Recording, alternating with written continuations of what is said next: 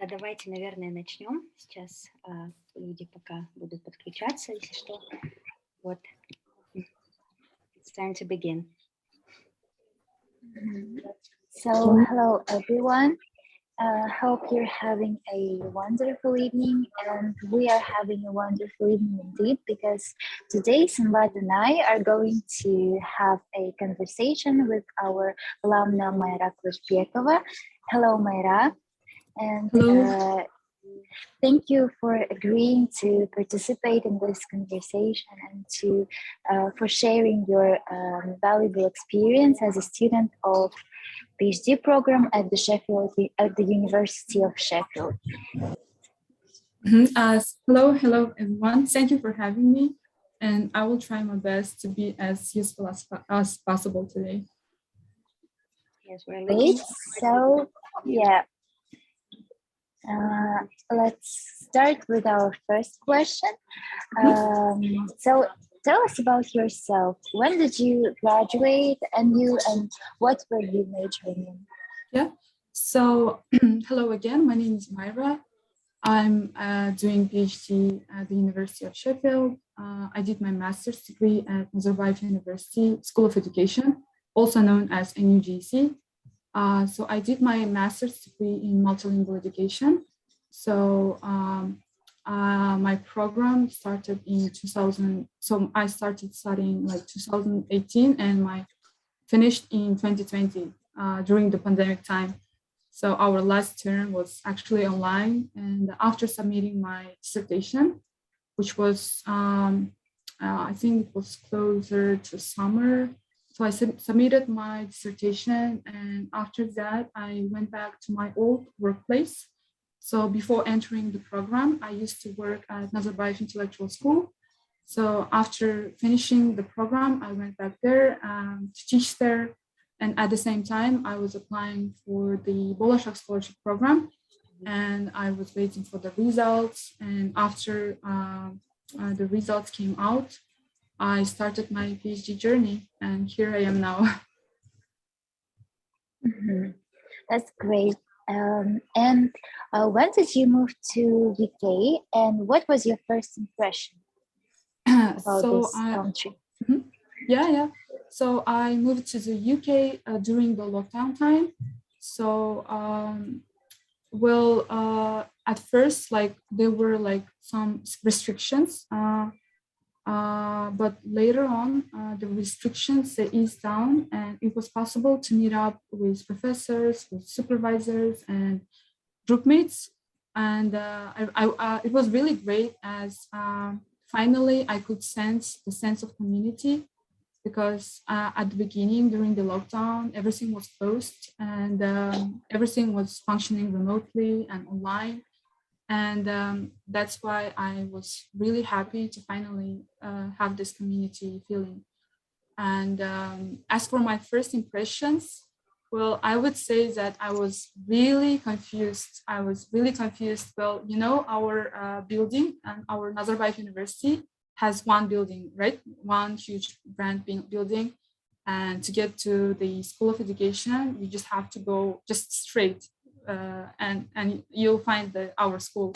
But here it's like really hard to navigate, at least for me, because they have like multiple kinds of buildings. Like the library is in city center.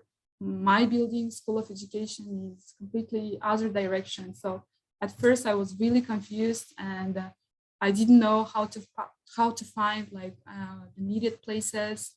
Actually, I'm still getting used to it. So yeah, I wish it was only one building, but I think logistically they can't have just one building. It's not possible. So I don't have a choice but to adapt. So yeah, so my first impression was confusion. Yeah. That's amazing, but at least that's you can make your 10,000 steps a day. Yeah, that's true. Yeah. That's wonderful. And as you've mentioned, you moved to Sheffield, to the UK during the pandemic, and given the circumstances that were all in, and that we are all in still, how do you find the experience of studying online? And also, how did you find the experience of moving to another country during the pandemic? Yeah, so I moved to Sheffield, to the UK during the pandemic, during the lockdown time. And well, moving during the pandemic has its own pros and cons. As for pros, I can say that finding a place to stay was relatively easy because not so many people move during the pandemic. And as for cons, well, definitely for the first few months, I couldn't meet up with my professors and the group mates in person. So but I have to say that the university showed huge support to the students. The university opened up a special COVID-19 fund, and any student could apply to this fund and get financial help. I personally applied 3 times, and all 3 times I got this financial help from the university. And as for the online studies, at the beginning it was online, and then we shifted to hybrid mode, which is a blend of both online and offline modes. And later on, eventually, we moved to in-person, the traditional in-person teaching and studying mode. Personally, I prefer the traditional face-to-face mode because for me, immersion is very important. And I think face-to-face teaching creates much more opportunities for better interaction, although online study is a very convenient way to study, but I would still prefer the traditional face-to-face studies. And so since we're back to normal, getting back to normal and attending lessons in person, we need to take 2 lateral flow tests per week. So you need to take these tests before attending any face-to-face activities. It's just like as a precaution, you need to take those precautions, but still you get to enjoy the traditional face-to-face, which we really do appreciate. Yeah. Yeah, that's amazing. I think our and you also has the similar types of, they take tests every 2 weeks, if I'm not mistaken. Yeah. Yeah. So it's the same. And how long have you studied online? Well, I think throughout my first year, it was basically online. Yeah. Okay, that's great that you had, really multifaceted experience in a way. Yeah. Online True. and blended, and now fully traditional, which is also great. And before we move on to talk about your studies, we have such a question. So could you please also describe your life in the UK, despite, besides the fact that, they have lots of buildings in there, maybe there were other things that made you have this cultural shock or, role. How can you describe your life in the UK? Yeah, so as a PhD student, well, PhD students' life, regardless of being in the UK or anywhere else, really differs from master's degree student life and undergrad student life. Because you're here to become an academic, let's say. You're here to explore your research area, and that's why your life revolves around attending sessions, attending seminars, and of course libraries. So as a PhD student here, I do a lot of readings, I write reports, and so basically you always have something to work on and you're always busy. But I have to tell you that PhD life is a very lonely journey, and you have to be ready for it. And it's really easy to become burnout. And that's why I try to keep work and life balance. I try to be as social as possible. So in our university, we have PhD coffee meetings with other PhD students where you get to meet them, where you get to talk to them, ask questions, maybe vent, maybe, I don't know, ask for some tips, because these people are going through the same thing. And it's really important to talk to other PhD students and connect with them. Another social thing that I like to do is writing retreats.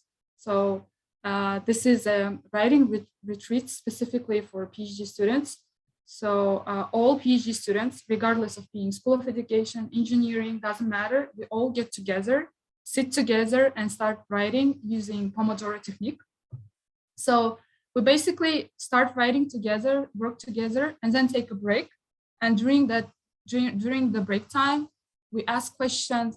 We ask, hey, what you've been working on, what you have written, or maybe ask some advice. Can you please check my work? So I really do enjoy attending those writing retreats, because you kill two birds with one stone. You get to work, you get to socialize. So yeah, I like doing that.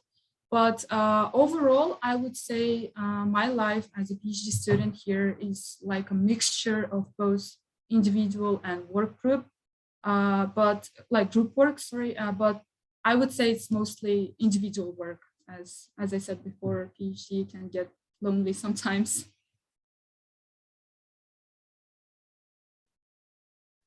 I think that's amazing that you're having something except your studies, and we understand how it can be difficult to move to another country and to enter new community. And hearing that you have people around and you gather together, that's really wonderful. Yeah. So let's move to our questions about your application process. Mm-hmm. So when did you decide to apply to PhD overall, and why? Mm-hmm. Well, when I entered my master's degree program at NUGC, the first term, I would say I didn't have any intentions on pursuing my PhD degree. I didn't have any intentions, but later on, during my second term at NUGC, I attended this international conference where I presented, and during that conference, I was able to meet PhD students from other universities. I got to talk to them, and they were surprised that I was a master's degree student. And I asked about PhD, about their journey, and I was really inspired. And I have to also mention that I was able to go to this international conference with the help of the small travel grant that NUGC has. So every NUGC student, whether it's master's or PhD student, can use this travel grant and go to present at international conference. So I did that. I was able to go there with this small grant and present there. I got really inspired. And also, the NUGC, I think, creates this kind of atmosphere where you want to strive, where you want to keep on learning more. All the professors at NUGC, all the guest lecturers are incredible, have incredible teaching and research experience. And they really motivate you. So I think my time at NUGC had a huge impact on my decision making. So I would say that I decided to apply because of the conference and because of the faculty and teaching staff. They're all truly inspiring. Yeah, for us, I think it's the same, because even without thinking about pursuing our PhD, when you communicate and talk to our professors, yeah, they really get people motivated somehow. Yeah. So that's cool. And again, about your application. So what universities did you apply to? PhD application process really differs from master's degree process. Well, you can't just, for most universities, I think you can't just go ahead and apply. I think you first need to find a supervisor who is willing to supervise you. Not sure about, maybe some universities, they do accept like direct applications, but in my case, I had to first find a supervisor. So, and I knew that I was going to study, I was going to apply through Bolisha scholarship program. So I couldn't apply to any kind of university. I made sure that the university I applied to were in the list of Bolisha scholarship program. You can actually go, you can find the list on Bolisha scholarships website. So there is a list of universities that you can apply to, the approved universities. So you can only go to those universities. So I made sure that the universities I applied to were in the list. So the 3 universities that I applied to, University of Washington University, which is in the US, University of Alberta, which is in Canada, and the University of Sheffield, which is in the UK, my current university. So I got accepted by all those 3 universities. But later on, I discovered that Washington University was no longer in the list of Bolisha program. So I couldn't go there. So because they were not in the list. So I was left with 2 options, Alberta and Sheffield. And Nazarbayev University has a career and advising center. And back in the days, in my time, not sure about now with COVID and stuff, you could book a one-on-one consultation with a manager. I did that. I booked one-on-one consultation with the career advising manager, where I told her that I'm going to pursue a PhD, and I asked her to pass on my details to the students of Nazarbayev University, the alumni who are currently studying at Alberta and in Sheffield University. So the manager helped me with this. So she passed on my details, and the Nazarbayev University students, the alumni, they contacted me, those ones who are studying at University of Alberta and the University of Sheffield. And it was really helpful. I was able to ask questions about the university. I asked them whether they like the program, whether they like the university. Also, cost of living was really important for me. Housing was important for me. And yeah, I was able to ask all of those questions, and it was really useful for me in for my decision making. And as you can see, I chose Sheffield. Yeah. That's amazing. So after choosing Sheffield, I applied for a Bolisha program. Yeah. So that's really inspiring, the fact that you applied to 3 universities and got accepted to all of them. Well done. That's amazing. So since you just told us that you chose the University of Sheffield, and we have such a question, what attracted you in the University of Sheffield, and what do you like the most about your university?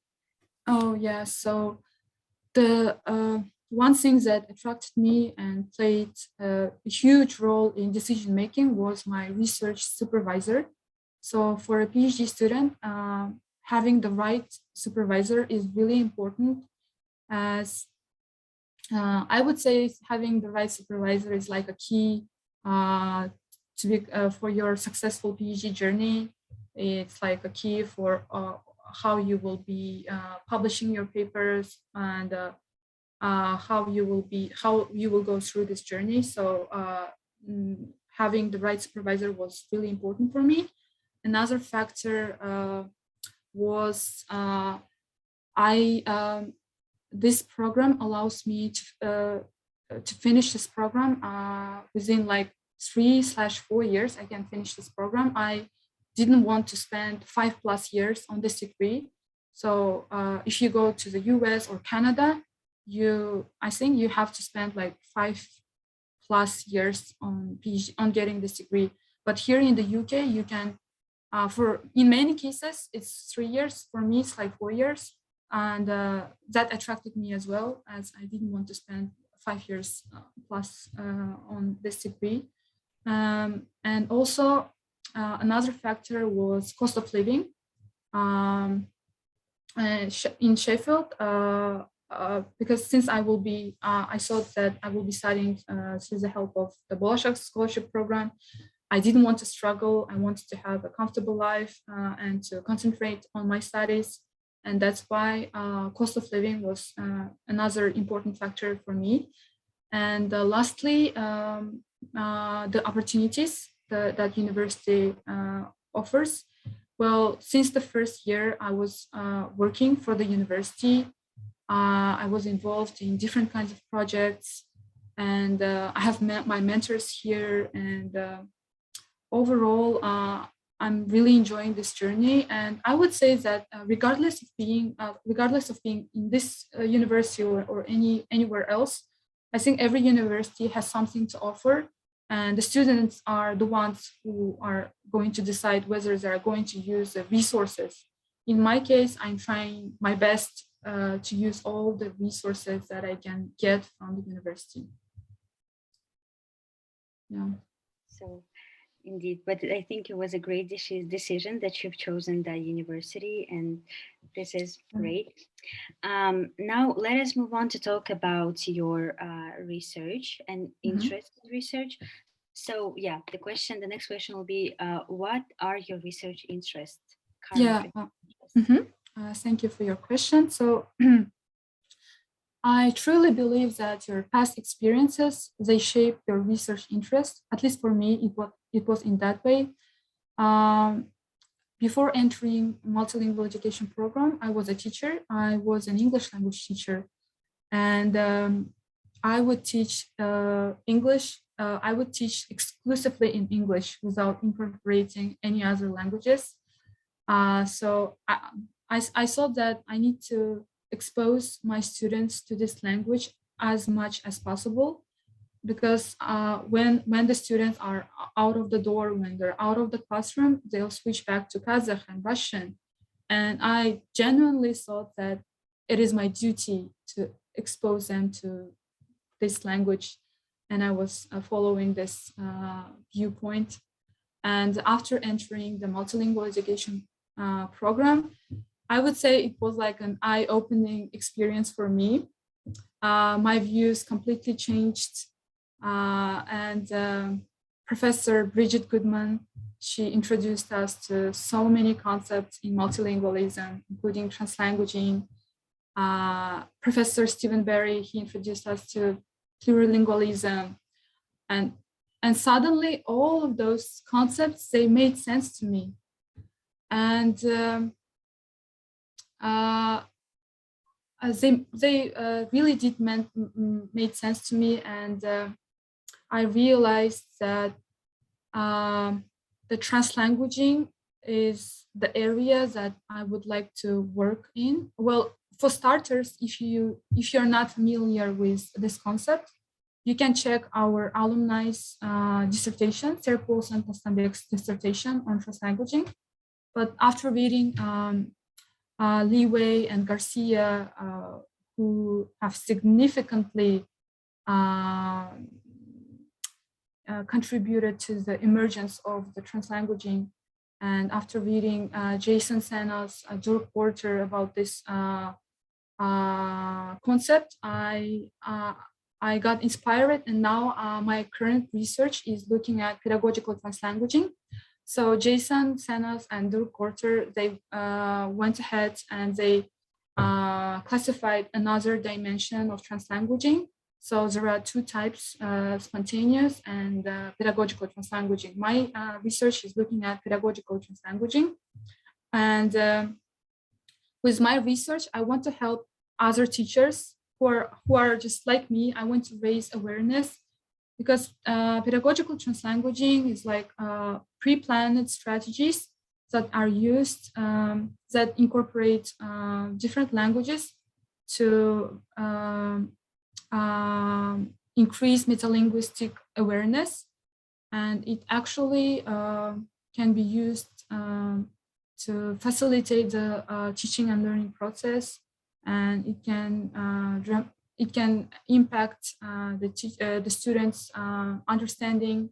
So for me, I now view translanguaging as a legitimate teaching practice.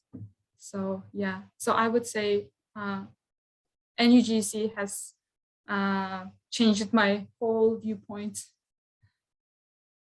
Yeah. Yeah, I think that's the trick of our program, because Yeah. We go there with our monolingual mindsets, like thinking that speaking solely in English is great and cool, but then everyone just starts introducing this multilingual approach, and the program itself is called Multilingual Education.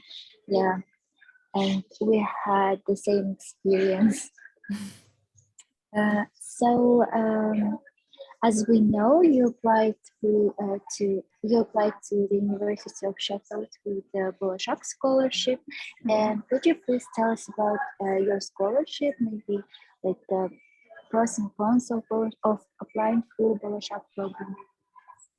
Yes, so my PhD is funded by the Bolisha Scholarship Program, and I truly believe that it is a unique program, and I encourage anyone who's interested in this program to go ahead and apply for it.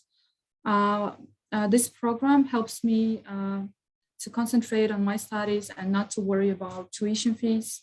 And the scholarship covers my tuition fees, my monthly stipend, and other study-related fees. So I applied to this scholarship program during the pandemic time in 2020. So since it was pandemic, there were several changes to this program. And so, as I said before, they changed the list of the universities that they work with, and the application process was completely different. And but as I said, the program is really unique, and I don't see any cons to this program, except for maybe the dates. You have to stick to the Bolisha scholarships dates. They have their own acceptance dates, and you have to be ready for those dates beforehand. And now, before, and also you need to have a letter of acceptance and the Kazakh language certificate before applying to this program. So I made sure that I get my acceptance letter first, and only then I can apply for the Bolisha scholarship program. And not sure about now, but when I applied, it was online. So all 3 steps. So they shortened the steps. So now it consists of 3 steps. So it was online because of the pandemic. Not sure about now, maybe they're doing face-to-face. But back in my days, like 2 years ago, it was online. But still, I would say this is a great program. And yeah, so I encourage anyone who's interested to apply for it. Also, I need to mention, once you receive this scholarship, once you become a PhD student, you go to your country. Doesn't matter, it could be UK, Canada, America.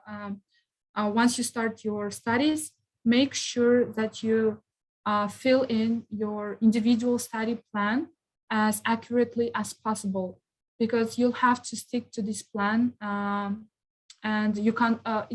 It is a bit tricky to change it. So yeah, it's for like future reference. Try to stick. Make sure that you stick to this plan and fill it in as accurately as possible. Yeah. Other than that, yeah, program is really great. Yeah. I think that's a great opportunity to study. So our next question is about your supervisors or supervisor.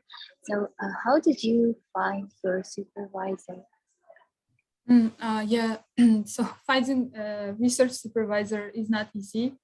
Well, as I said before, for a PhD program, for most universities, I'm not saying for all, for some universities, you first need to find a supervisor who agrees to supervise you, and only then you can go ahead and apply. So in my case, I found my supervisor's profile on the website. I started to read her. I found her Google Scholar profile, her ORCID profile. I read all of her, not all, but most of her papers. I think it's really important before emailing or talking to your potential supervisor. You need to know whether you have similar research interests. At least read one or two of their papers, and then only start contacting them. After getting to know my supervisor's works, I contacted my supervisor, and my supervisor arranged an interview with me. So she asked questions regarding my research plans, regarding my research. And after the interview, so I was like maybe a month later, I got accepted. My supervisor agreed to supervise me. So that's how I found my supervisor. So my number one advice would be, first do your research, read about their works, find their profiles like Google Scholar, ORCID profile, and then only start emailing them. Yeah, so you need to have this kind of like similarity with your supervisor. Yeah, finding the right supervisor is like a halfway to success. Yeah.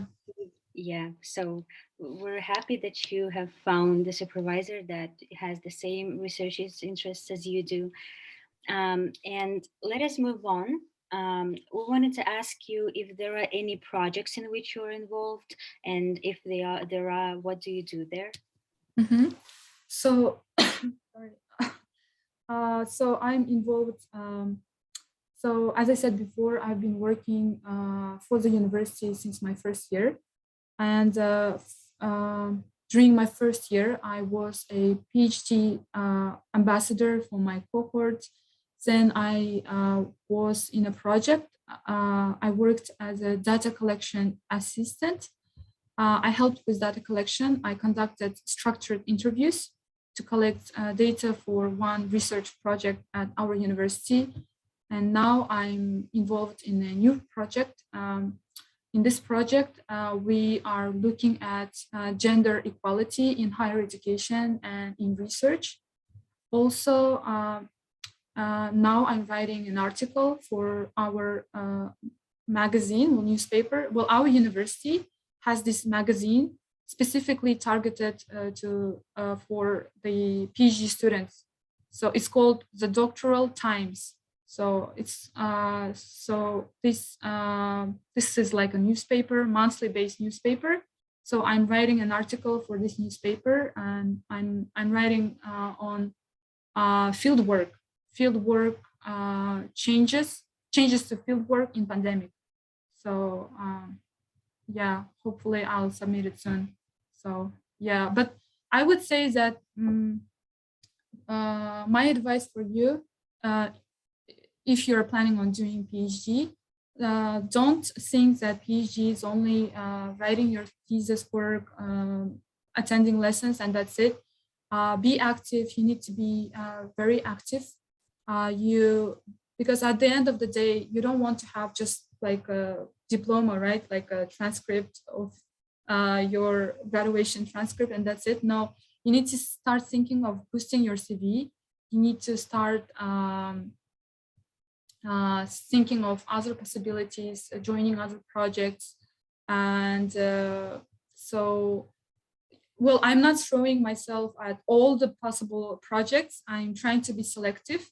I'm trying to think which project is going to benefit me, which project is related to my research studies or to my research area. So yeah, being active is really important. Yeah.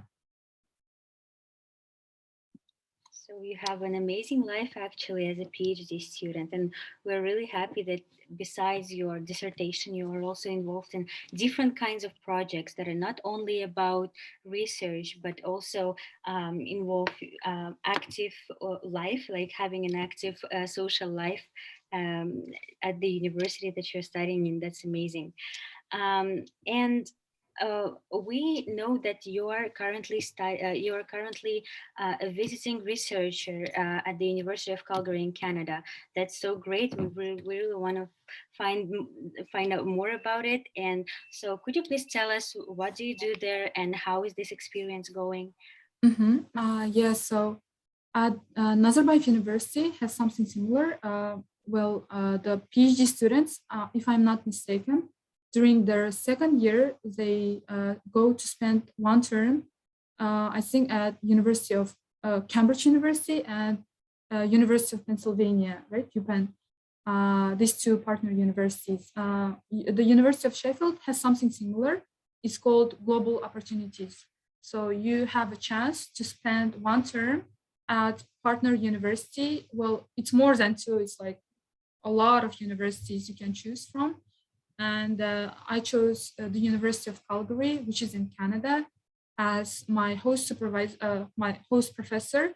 She has the same research interest as me, and she is allowing me to join her project. So, as part of my as part of this visiting program, I will take credits. I will take courses. I will attend the courses. I will attend the sessions, and I will join my host professor's project. And one thing that excites me the most is the fact that I will be able to visit Canadian schools, Canadian secondary schools. As you know, Canadian secondary schools are known for immersion program, and that's central to my research topic. And I'm really excited about that, visiting schools. And I will be visiting the schools with my host professor.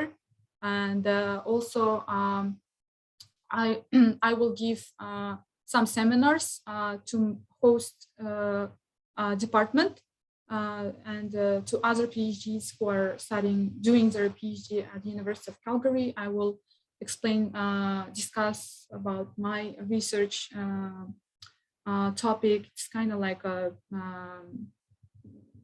experience exchange, I think. Yeah, so actually my visit is starting this spring, and I'm really excited about that. And yeah, so my advice for you would be try to explore this kind of possibilities. I'm sure other universities would have this kind of possibilities to visit partner universities. So don't just like be limited to your own like university. Try to maybe spend one term at a partner university, because you'll learn a lot. You'll learn from the professors who are at the host university. You'll get to meet other PhD students. You'll get to meet other professors. That's, I think, is going to be like a really fruitful experience. So try to explore such kind of opportunities as well.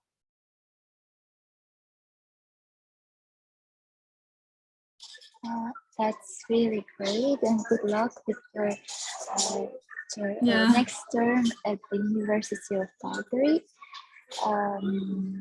We hope that once you go there, you also have something to share about your experience at the University of Calgary. Then, so our next question is about your experience at NUGC and how did it help? How it helps you? How does it help you in your PhD studies? Well, I can definitely say that my NUGC experience is helping me. I did not struggle during my first year, as I was already familiar with so many concepts in multilingualism. As I said before, I was familiar with SPSS, I was familiar with Mendeley, EndNote. That's why I did not struggle during my first year. And actually, professors in my school here at the University of Sheffield, they know NUGC professors, and they even know some of the students at NUGC.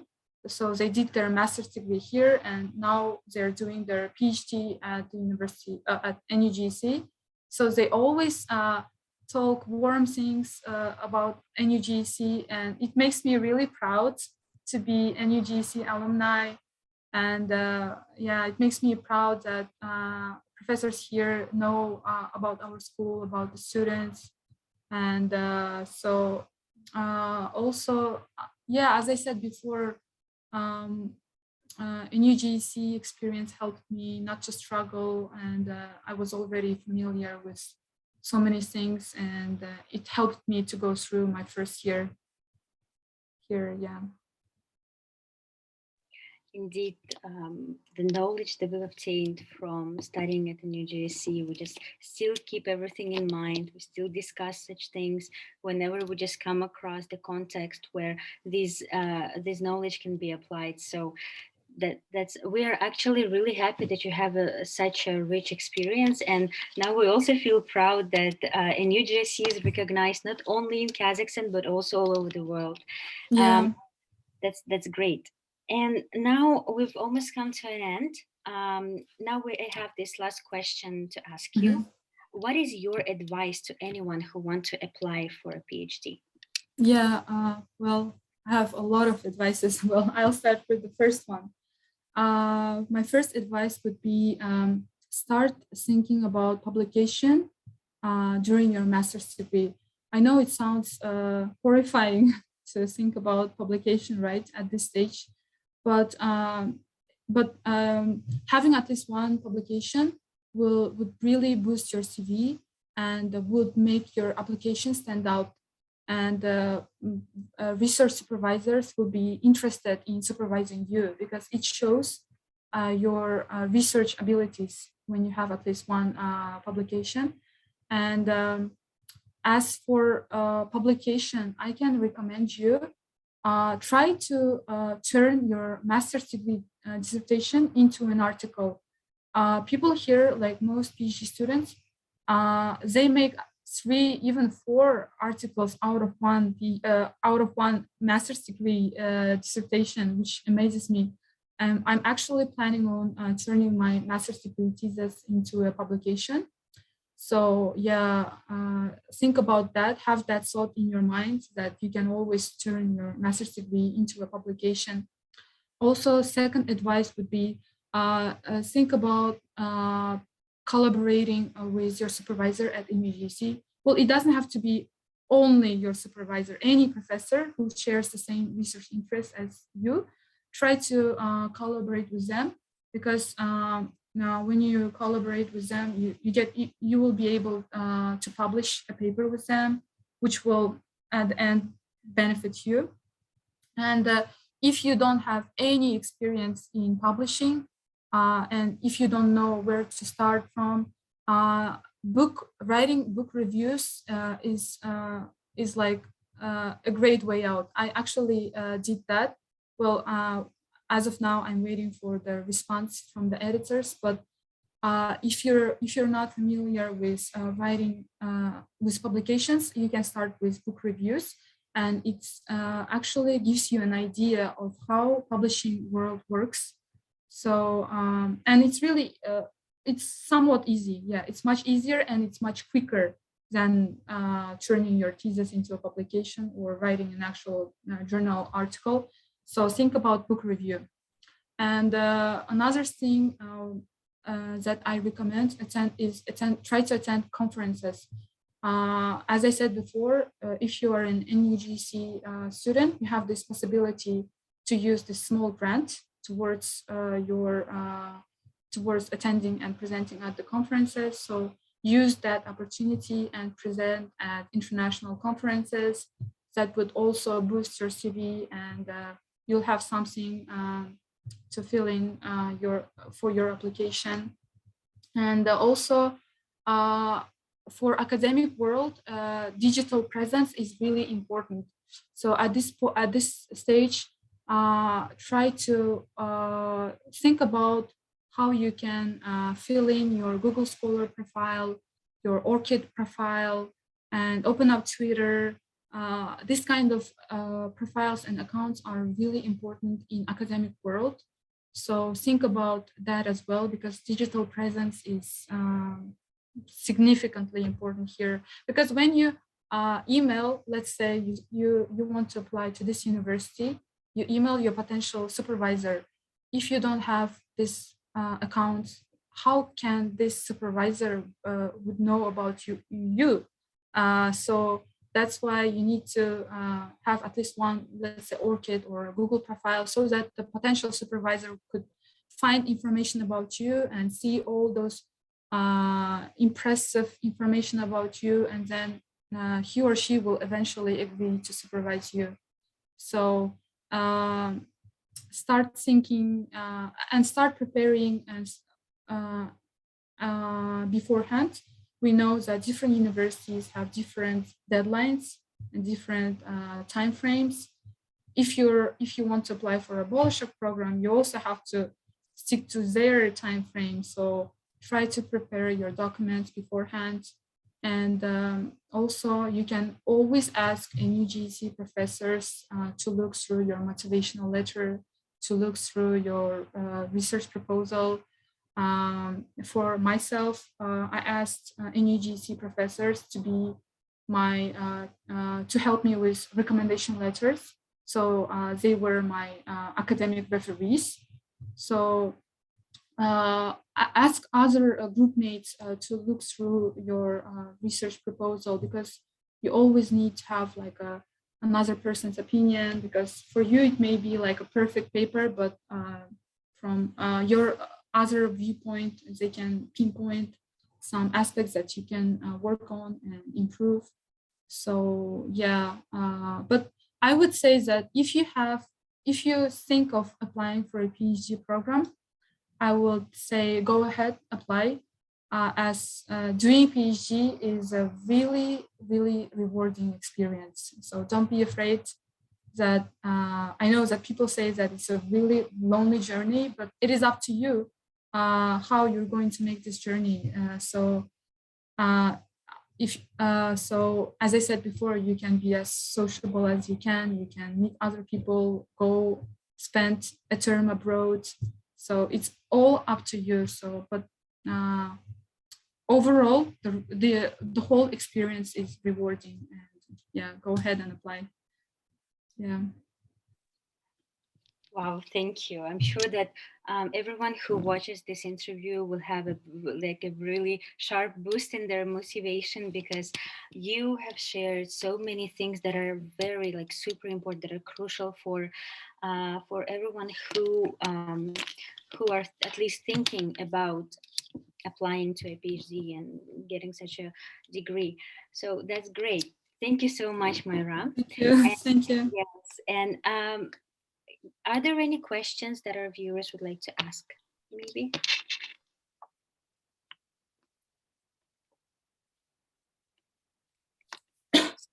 So I think that we covered everything, and everything was perfectly, I mean, the information was rich, and we have this recording, right? Yeah, everyone. It'll be uploaded on our YouTube page, so it will be on YouTube right after this interview will be over. So if there are no other questions, Maira, thank you so much for dedicating an hour. We know that every hour counts as precious for PhD students, since again you have such a rich experience there. And thank you so much for sharing all the insights and everything that actually matters. Like everything that you shared with us is actually matters. And thank you again so much. It was really interesting listening to you, and we were really happy to see you here. Yeah, thank you for having me. Thank you. Thank you for being with us today. And good luck. Good luck with your studies. Thank you. And actually, and good luck to you. Yeah, to you too. Because I and Sabina, we graduated recently, and we're also thinking about applying to PhD. And after each interview, like our motivation and overall information that we get from these interviews, just shapes our strong desire to apply. So thank you again. And Go thanks, ahead, girls, apply for it. we will. Thank you so much. And thanks to our listeners, to everyone who watched this interview, and for joining us today. So hope you have a wonderful evening and day for you, right? Yeah. Wonderful and yeah. Thank you. Thank Goodbye. you. Thanks. Bye. Bye. Goodbye. Bye.